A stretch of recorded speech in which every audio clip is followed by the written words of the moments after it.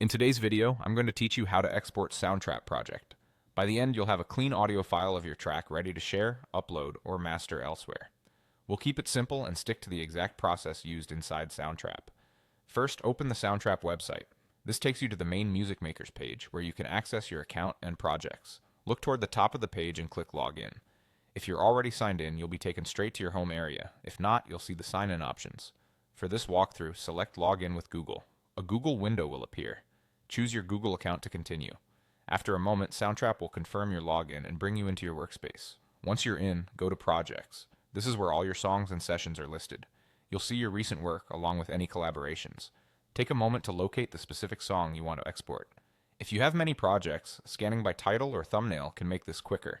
When you found the right project, look for the three dots next to it. This is the More Options menu. Click it to reveal additional actions for that project. From the menu, choose Export. This tells Soundtrap you want a finished audio file of your track rather than the editable session. Next, pick MP3 audio file. MP3 is a widely compatible format and a great choice for sharing, posting online, or sending demos. If you need a different format, you can also choose WAV for uncompressed, higher quality audio, or OGG in certain use cases. For most people, MP3 strikes the right balance between size and quality. After you select MP3, Soundtrap will prepare your mix. This process is sometimes called bouncing or rendering. It compiles all your tracks, effects, and automation into a single audio file. Depending on your project's length and complexity, this may take a moment.